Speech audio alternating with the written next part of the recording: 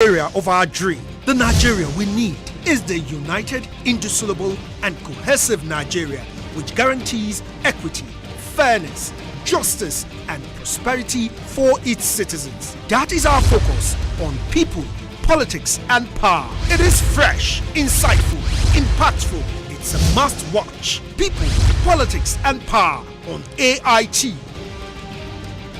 Join us to build bridges of unity. At such a young age, you were now saddled with huge political responsibility. And as much as you and your colleagues tried to restore order in the country, the civil war broke out. How did you manage? How did you not just manage yourself, manage the army, or manage the country, Nigeria, that was going into a civil war? Well, without the external borrowing, without the external support, logistical. Well, let's just say thank God that at least God knows that if one love the country very dearly. I can assure you I have no other loyalty. Yes, although we are Queen's commissioned. Now in fact that we become a republic and our loyalty is to our head of state. At that time, Zikiwe, and then later on, Ironsi. That love and loyalty to my country was first and foremost. And I thank God, for ensuring that had been inculcated in me right from start. And once you have that as a basis, what you need to do is to try and deal with the problem the best you can. And you know that you cannot do it alone. And that is the reason why when one day when I was trying to do my best to keep the country together, one young man wrote, "Do you know the meaning of Gowon?" Meaning of Gowon? I know. Gowon means, I know what it means in my language. Owner of gods, masquerade, like grass masqueraders. Now that is what is called Wong. Go means owner of or belonging to. And so I said, well, but let me read and see what this chap meant by that. And when I read it, he said, that is what my name means. Go on with one Nigeria. And I said to myself, goodness gracious me. This is what I'm trying to get Nigerians to accept as a result of all the various confusion that has taken place in the country at that time. This is what I was trying to tell Nigerians that we must do. But here it is, Nigerians telling me that is what my name means, so I've got to go on with it. I can assure you it made an impact on me to say I will be more determined to make sure that we keep this country together. But one thing I said, well, if this is the case, I will do my best, but I cannot do it alone. I need the prayers, the cooperation, and the understanding of every Nigerian that we've got to do it together. This is really the basis of it. And so how I was able to make it, it is by ensuring that we have discussion among ourselves. I had civil servants that were exceptionally experienced and good. And of course, how do you do it in the government that had just left? How do we do this thing? We cooperated. Now, come, let us put our head together and see what can we do to salvage the country. But one of the most important things was to regain the trust and confidence of every Nigerian. And that was part of the reason why we had to go to Aburi in order to try and get all of us as officers and gentlemen to be able to agree to deal with our situation, the situation of our country by ourselves. That is really the main reason why we went there, and that is the reason why At the federal side, myself and all the other other three governors, we didn't go with any prepared statement or policy, whereas Ojukwu came with what, if I mean, at the staff college, the students write their papers on a white sheet of paper, either typed or typed, or handwritten. Ojukwu came with his papers that he had prepared on a pink paper, and usually pink paper at the staff college is the directing staff solution to the problem. So he came with that one, and that is the one that he came during our discussion to agree with, and practically everything he asked for, just so that we can be able to have that confidence that all of us are now together again, and then we can be able to deal with all our problems in our country. That we can be able to deal with it in our country. Yes, but what happened? The report says that yes, if I mean, he outwitted all of us. No, it is not a question of being outwitted. We went there in order to try and see if we can restore the trust and confidence amongst ourselves for the sake of the country. And then we can be able to deal with the problems there. And some of his problem, yes, with what has happened to his people, especially people from the eastern part of the country, the southeastern part of the country at the time. If anyone has any conscience, yes, you've got to give thought to it to see, now, if we're working together, we can probably talk and discuss and see how we can be able to deal with that problem and really do whatever need to be done. If it's reparation or whatever it is, you can probably do that in order to assuage feeling, loss, etc. But Ojukwu thought otherwise, and I can assure you, I think he had in mind all along, that probably, yes, with what has happened to his people, especially in the northern part of the country, the question of secession is the only way to give them the freedom that they need for their country to make it, and for his people to have the security, etc. that they needed. But ours was really to think of the whole country, because the whole country suffered. From that unfortunate incidents from January '66 up to that time. But yes, let me say, more so as a result, of what happened to their people. But then ask the question sometime. Was it done by the military in charge? No, honestly not.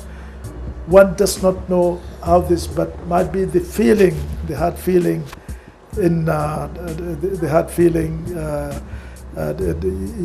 that what befell their political leaders and all their military leaders. That's why, that reaction. And we did everything, I can assure you, to make sure that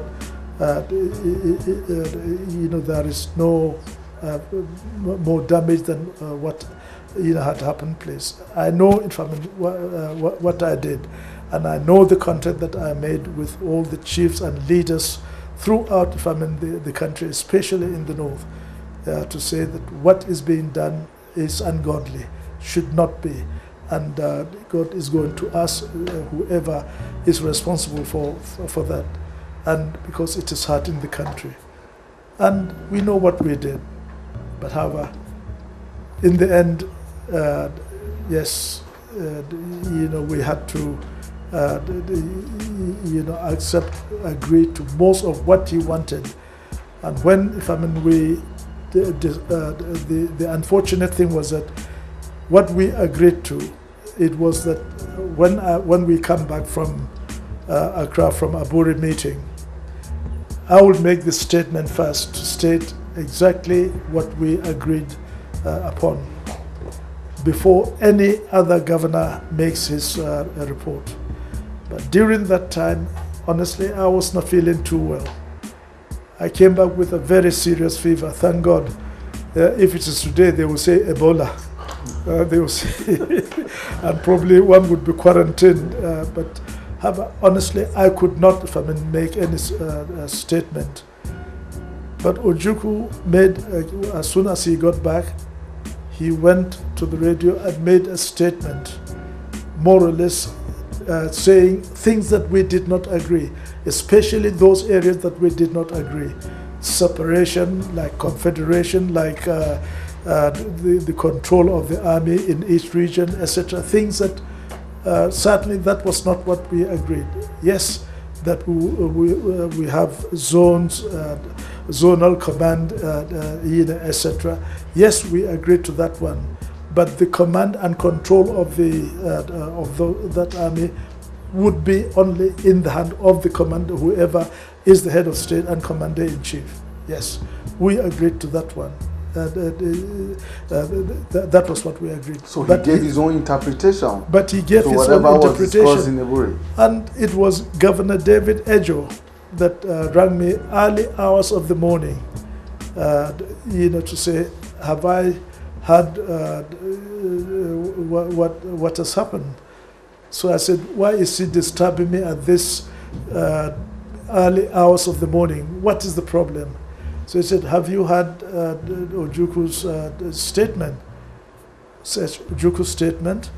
Was he supposed to make any statement before I did? And he said no. So I said, what did he say? So he told me what he had, Ojukwu had said. And I asked him, David, tell me in all truth, is that what we agreed to? And he said no. So later on, I got in touch with all the rest of the governors, and they said that is not what we agreed to. So that was the seed of the serious disagreement that started before us, that led to a number of other things that made a civil war impossible. And practically at every stage, Ojukwu takes the political initiative. Whatever we discuss in council, before you know what has happened, he's got the information, and he's taken a step further. And this is what that was what happened. Went to all the hijacking of Nigerian Airways, stopping the rolling stock from moving from Port Harcourt to the north and vice versa. And federal revenue not remitting it to federal government, really doing everything more or less showing that he is not, he's acting and more or less setting up his own. But just before then, of course, before that happened, he had his Constituent Assembly saying that he can declare independence whenever he likes. Now, at this stage, I said we have to take the political initiative. And of course, what we've been doing was to make consultation. What was the cause of all this problem that we have in Nigeria? And the main problem was a problem of fear of domination, political domination. That was the most serious one. There is educational domination, there is economic domination of one part of the country to the other. And the major serious one to me was, if I mean, the political domination, and not only in the east, but also east and and the west. So that was one of the major things. So we've got to try and solve that particular problem. And the only way to do it was for me to decide, after consultation around the whole country, that I think the regions as they are too big, and they are big enough for each of them to wish to be a country. So what we need to do is that to remove that domination, especially the domination of the North, politically, that we have to sort of remove, to give every other part opportunity to feel they are equal to whatever number of either state or region that you have. And so that was what we decided upon.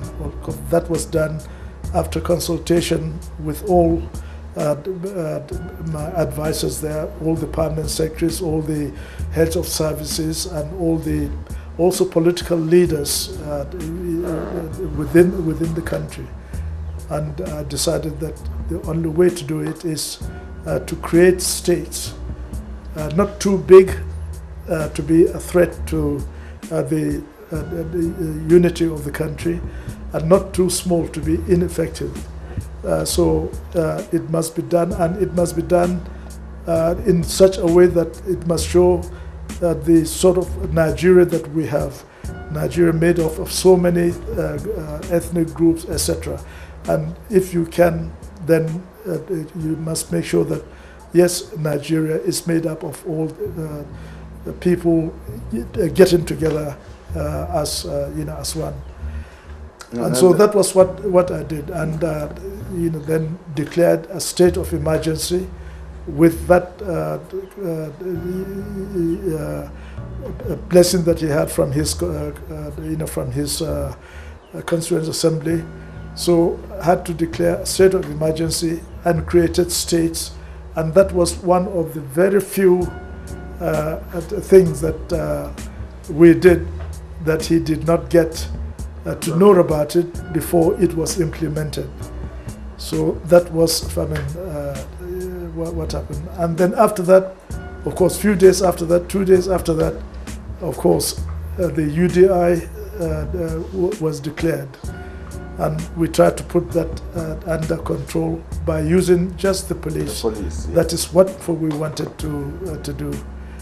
But of course, it was beyond what the police could do. And then Ojukwu made the mistake of overrunning Midwest, Midwest, and on his way to Ore, to probably Ibadan and Lagos, to shake my hand, I suppose.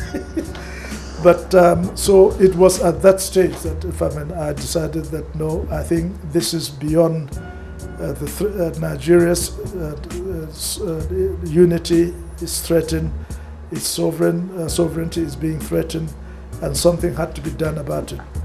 And that was when I declared full military action, not a war, because I know that it is not. I don't want to call it a war because I'm only fighting, part of the people, of the country, and so. But however, that's what it is. It is the foreign press that, of course, started to call it a civil war. Magnified it into a civil war. And then, of course, well, it became a civil war since it is people from the same country that are fighting one another, but different people fighting the other. But so that was how the civil war became. Well, we had to accept it, civil war, but my instruction was that please, they should remember that they are your brothers, and they are Nigerian, they are your brothers and sisters and there is a way that this war must be fought. A code of conduct was given to all the armed forces, how to do it, so that in the end we should be able to come and live together despite the skirmishes that we would have had. So but there that were was reports right from the beginning. Yeah, there were reports that the codes were observed more in preachings in so many places. There were allegations of pogrom, such that if it were to be today, you'll be talking of war crimes and all of that. But all of that put together, you fought that military action for 30 months. It ended. I'd like you to probably summarize the events of that time, how you were able to manage the country without resorting to external borrowing, fought a 30-month military operation, and then also probably, if you can also tell us your memories of people like Chief Obafemi Awolowo. What role did he actually play? As I've said, when that name was called, Go On With One Nigeria, yes, I said I cannot do it alone. I need the support and prayer of every Nigerian.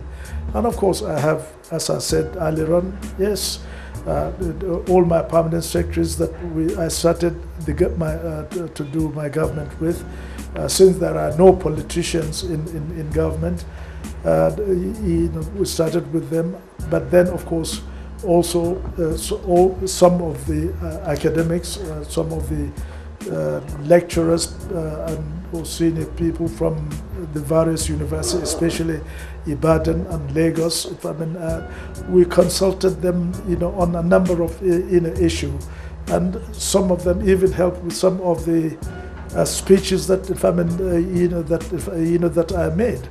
Yes, so yes, I can assure you there is that cooperation, and with the civil service, we can say that we shared the same ideals and hope and aspiration for Nigeria, that a united Nigeria. Certainly we did not want the country to break up. We wanted the country together, and that is what we should work towards, and that is what we did. Then later on, of course, we brought in the politicians as members of government.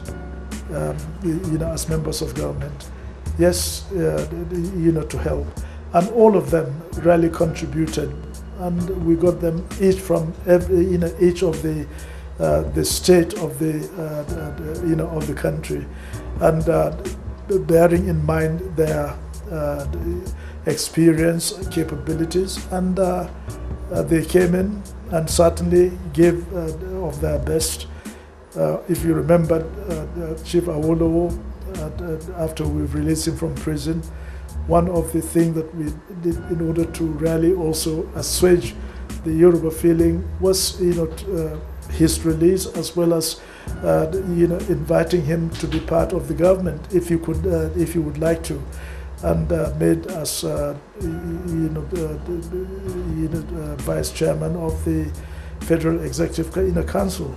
And with the hope that that is going to generate the trust and confidence, at least, of the people from that part of the country, who also had felt part of the Operation Wete was part of and the trial, etc., was part of the heart that that part of the country had in the politics of the country, and we want to really remove all all that.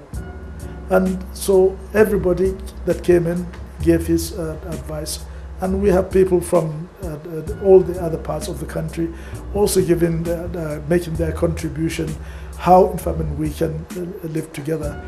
Now, for example, when Ojukwu seceded and we created states, yes, there is need for us to have somebody that can look after the interests of the Igbos, that wherever they are, and when we're able to liberate any part of the country, yes, then he can be able to take care of them, until the war is over, and of course they will then be able to play their part objectively, at the end of it. That was informed why you went that to the was University how of we Ibadan. got through. Yes, if I Okay, may. Dr. Kwabiasika. Well, there were quite a number of other people that came, but I can assure you, all those that came, to me somehow I didn't feel they are convinced enough for us to be able to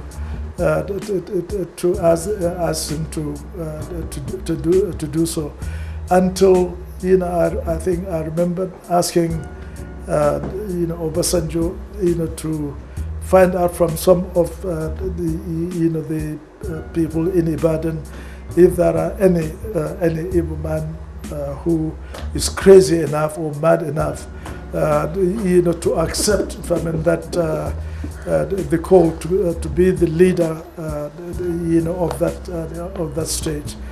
And that was how I think he made contact with, may his soul rest in peace, people like Professor Ade Ajayi, historian, and they found one particular young man, I think, and he happened to be of our age, and he was brought to me, and we had discussion, and I could see his courage and determination, to do it.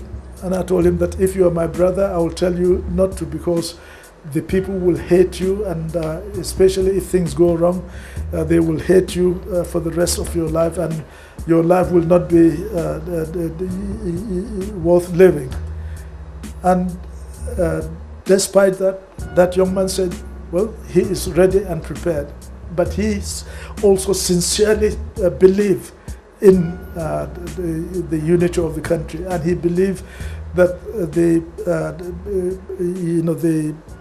part of the Igbos have a better chance in a bigger Nigeria than just being on their own. And so I had to tell him, no, I want you to go back home, take about at least a week, consult your parents, consult your wife or other relations to see if they would allow you to do so. At that time, come and tell me, and I will see what it is. Yes, he went. Within a few days, he rang to say that he is prepared. So I said, no, that week must be completed before you see me. And when it was done, he came. Obasanjo brought him to me, and then we had this discussion, and I was convinced that he was mad enough, to take such a risk, and that he is really a true Nigerian, at heart. And so made him the administrator, since he is not in uniform. All the rest are governors. So made him administrator, but he has exactly the same power and authority as any military governor. So so he's a civilian military administrator. Civil military, but and honestly, he did very well. By that time, of course, if you remember, Zeke we've been able to get Zeke to, he was able to make contact with Zeke and to get Zeke to support our cause, and which we arranged to meet in to meet in Monrovia under President Topman, and as luck would have it, the KLM aircraft taking him to Monrovia landed in Lagos, and Fagbola, my police second in command, rang and told me that Zeke had just landed. I said, landed? I said, no, we're supposed to meet in Monrovia, not here. But he said, but he's here. So I said, could you ask him to come and see me so that we can have a chat? and I had to speak to the captain of the Dutch airline KLM that please give him my word of honor. I only want to see him very briefly, since I cannot arrange to come to the airport, to see him very briefly, and I'll return him to you to take him to his destination. Well, I think he accepted. Well, I suppose he had no choice, but he accepted. And so Fabola brought Zik. But one of the touching things was that when Zik came out of the aircraft and the people saw him, the shout of Zeke, Zeke went throughout, and the whole airport. And later on, Zeke told me, he said he didn't believe his ears. He thought as soon as he landed, he might probably be taken to prison, especially the DIG, the second in command, coming to welcome, to receive him. So he thought probably he was going to jail. But when he received that welcome, I think the reason for our meeting in Monrovia virtually was achieved. And that was really what happened. When, after I've seen him, we prayed and asked for God's blessing for our meeting in Monrovia. We look forward to meeting there. I can assure you it was one of the happiest moments of my life, because he will add the weight of his influence to bear, to try to woo the brother Igbos to return to the fold, so that together we can be able to build one happy country. So that was what happened. In appointing Dr. Okpabi Asika as administrator, the civilian administrator of the eastern part of Nigeria at the time, was it that there was no other military officer of eastern extraction who was on the federal side? No. Well, you have from the Midwest, yes, but certainly not from the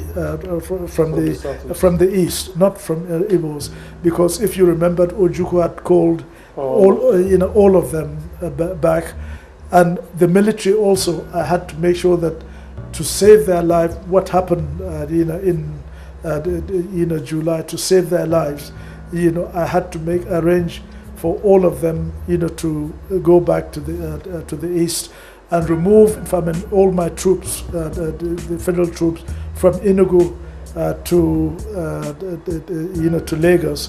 That was under command of Adekunle, the Black Scorpion, so that at least you can have room for all the Igbo officers that had to be evacuated or to be moved from various locations because of the threat to their lives, etc. So it is not because, yes, there was no Igbo officer, military officer, yes, none, other than from the Midwest, the Ika Igbo.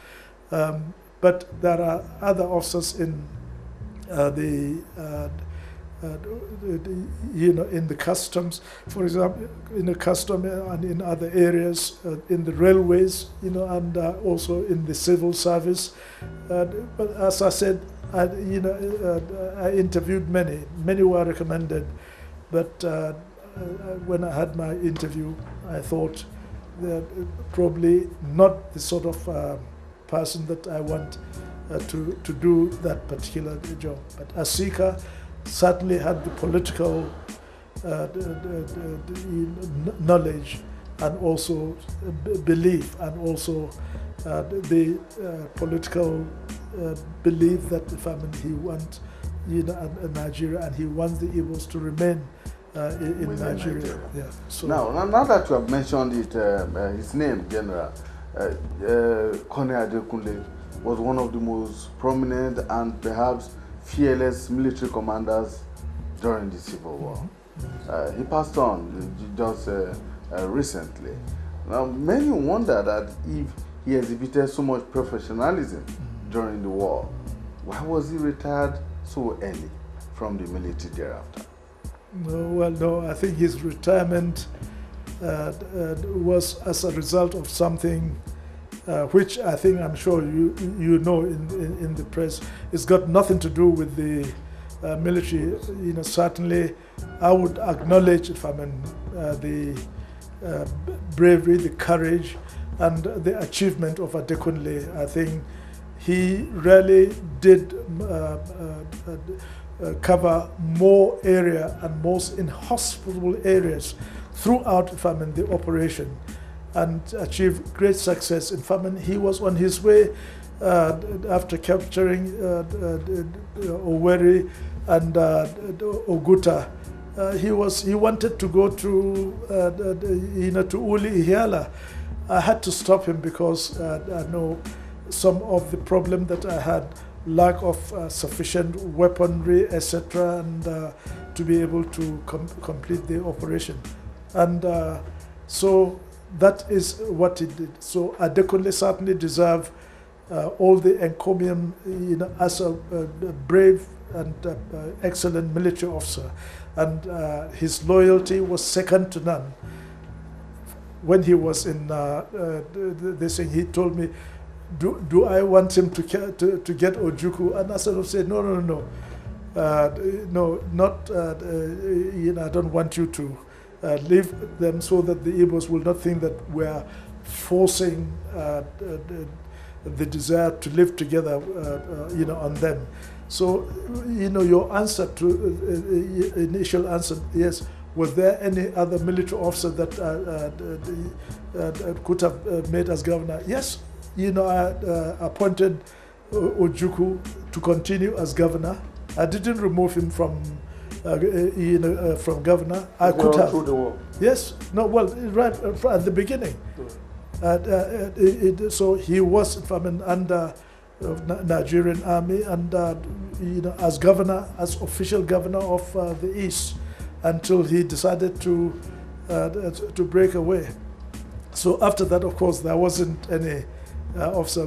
Part of the whole, I was hoping that some of my colleagues that we went to Sandhurst together would have decided to wish to be appointed governor. Well, I wish I had done that. Probably we would not have had that the problem of secession, and therefore the civil war that came after. But Adekunle certainly was only retired after I had changed him from command, because there was no two ways about it. He was losing command and control, and I believe he had battle fatigue, because he's been on that operation from day one, after day one, right through, covering almost from Lagos and anything south of the river, south of the road, from south of the south of the road, let's say from Shagamu right across to Benin and across to Asaba. Anything south of that, Adekunle, it's Adekunle's operation that dealt with it. Then to Boni, and then to Calabar, then to Escravos, then from there covering all that area up to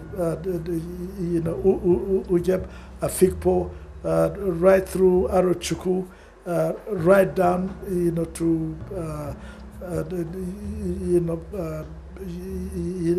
to Uyo, Ikodakpene, to Port Harcourt, and then up to Owerri, Oguta. Fantastic, and I got to give him a full mark, and may his soul rest in peace. And this retirement had nothing to do with his outpost over what he called your attempt to probably. Then it was speculated that he had problem with you because you had a lavish marriage ceremony while they were at war and all of that.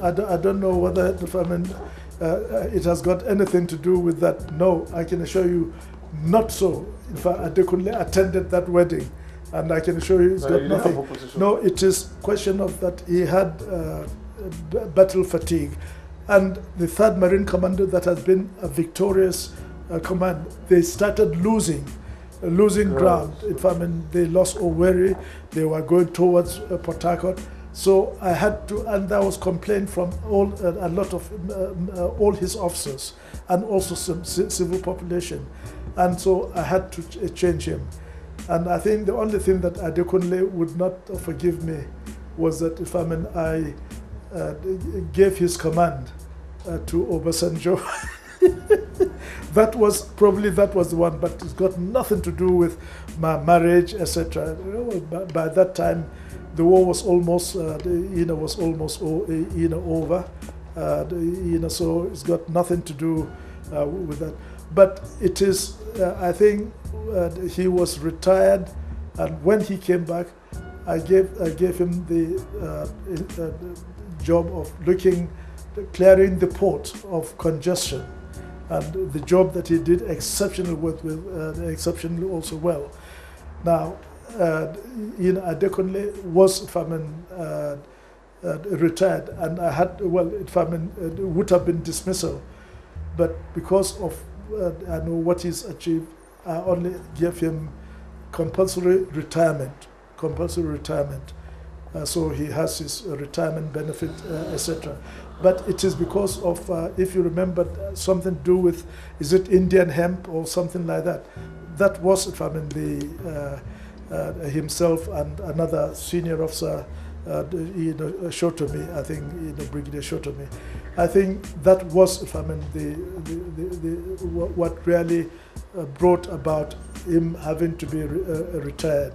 And because it is giving the army a very bad name and image, but not because of the quality. That one, I will swear to it anywhere and to my grave.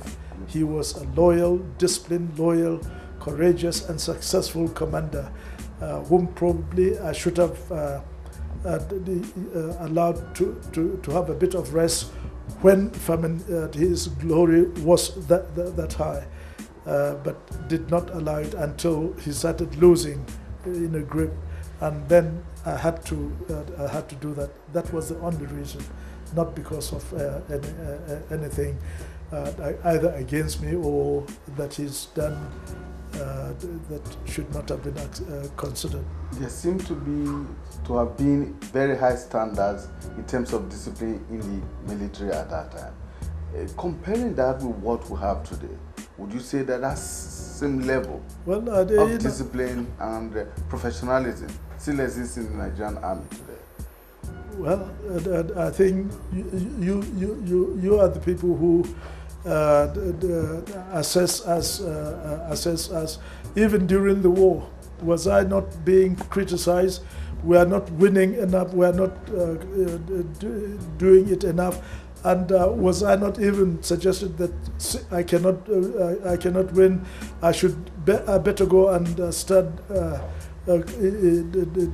dialoguing with Ojukwu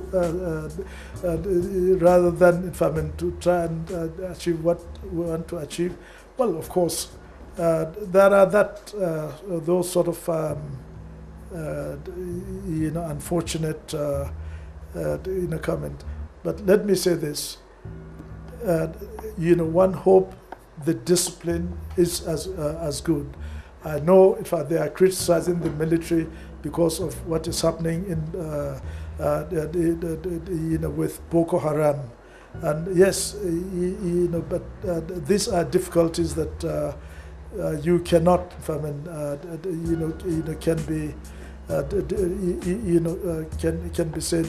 can be resolved. And from what I'm hearing recently, there seemed to be, some sort of relief from from the other side. That they are doing well. We are getting surrender from the other side. Well, if that is the case, I will say yes. I've always said I trust those who are in charge at the moment, and I've always challenged them to do as well. Otherwise, it is their reputation, that would be at stake. I cannot, say, I'm not running the army to know day to day how they are doing. It's only from their performance. But people will complain about the army. I'm sure this is the sort of complaint that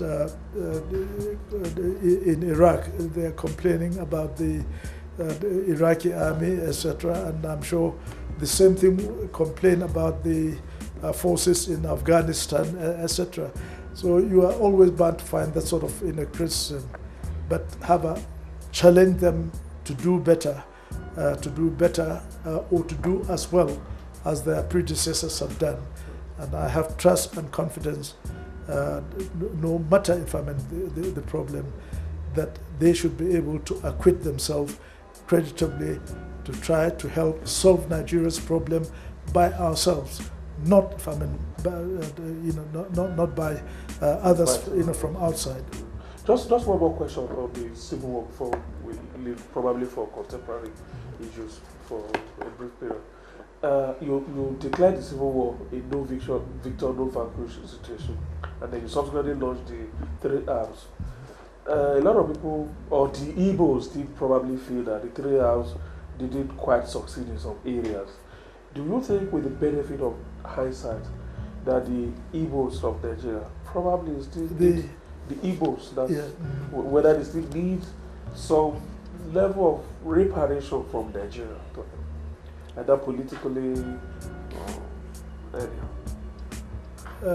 well, all this question of reparation is just like saying the Americans should reparation for the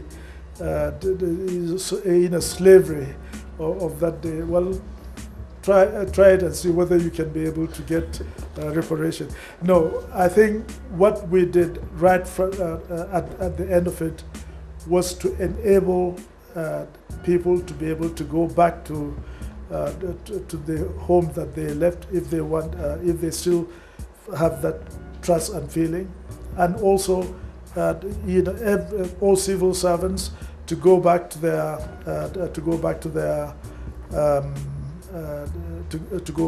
work, both in the military, in the civil service, etc. And with only the loss of 2.5 years of seniority, that is the period, of the Civil War. So I think, question of saying that we were able to heal the wound as quickly as possible. Question of when we did the 3R reconciliation, which would be ongoing for as long as it is. Then you have rehabilitation to rehabilitate most of the damaged facilities, or wounds that had taken place. That we did, and then the reconstruction, we were able to do that because instead of having our development plan, the second national development plan in April 1970, we postponed it to October, so that it can give us sufficient time to do a lot of rehabilitation, leading to reconstruction. And then with that launching of that development plan, most of the reconstruction program then took place in most of the war-affected areas, because it is not only the East Central State, the rivers and the Cross River were also affected, as well as the Midwest. Also, other parts of the country really suffered. So you can rest assured that a lot of it was done. A lot of it was done, and during the economic second national development plan, which later on continued to the third national development plan, which I can assure you, I will talk about it in a moment. Yes, General, there's one issue, one question that very many Nigerians see trying to find answers to, which was what Benga spoke about earlier on. How did you finance the Civil War without having to borrow a kobo or a shilling, as it were, then from anywhere around the world. And then thereafter, after the Civil War, you were quoted as having said that Nigeria's problem was not with money, but how to spend it. Yeah. And you know, that one, I must say, I wish, if I know how to spend it, you know, myself. Well, no, I think there's not two ways about it. We decided to make sure that we cut our coat according to our size. We do not embark on any major you know, program. The main thing that we had to do was to do the minimum we can do, and with the cooperation of the people, understanding of the people, just ensuring, the minimum supply, economic development, and that needed to be done. But otherwise, you know, otherwise, most of it was used in order to prosecute the war within means. And I can assure you there is very strict discipline in all of us. Every ministry, you cannot overspend what was voted for within the means. And one thing that we were determined not to do was you know, to borrow to fight the Civil War. We fought the Civil War within our own resources and capability. And you know, I had you know, as my finance minister or commissioner then, you know, somebody like Chief you know, Awolowo, an Ijebu man, and you know Ijebu with Ijebu people, how good they are with money, making sure that that money does not leave their pocket. I can assure you. No, I think, but we also had very, very good technocrats, civil servants, permanent secretaries, finance, and all of them who are also very good in ensuring that you keep within your means, and they advise you know, correctly. And part of what we did, for example, but this is part of security, when we had to change our currency during the war, because Ojukwu was using Nigerian currency to be able to get some of his armament, etc. And one of the things that we had to do was to change the currency and to make the old currency well, null and void, to make it useless. And you know, and we were able to capture quite a number, a big quantity of money. I think nearly over 7 million, I think, naira that they were trying pounds. to Pounds. Pardon? Pounds. At that time. Yeah, Nigerian pounds. Yeah, Nigerian pounds. Yeah, Nigerian pounds. At that time, you know, he was there bringing it through Togo, and were able to get hold of it, and that really helped. Otherwise, we would have given him over 7 million to use to deal, you know, etc. No, but I think honestly we had very good finance discipline.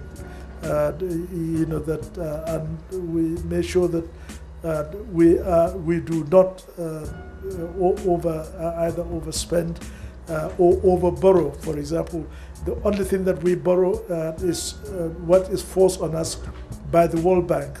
Usually the usual World Bank loan for one program or the other. Like, for example, for building of Kainji, the Kainji Dam power. Now, yes, that was part of this thing, and we have to find money to ensure that we are able to pay whatever the part of the loan that we got from them. But apart from that, we made sure that we did not borrow from anywhere, and we only live within our means. And in this regard, as I've said, I've got to really say thank you to all Nigerian people who were able to pay their tax, and whatever we're able to collect or sell. Ojukwu made it impossible for us to get even money from oil for that particular period. But however, we were able to manage with what we were able to get from the Midwest at that time, and able to survive and live. But definitely, we did not overspend as far as the defense of the nation is concerned, but able to just get sufficient enough for us to be able to deal with the situation at hand.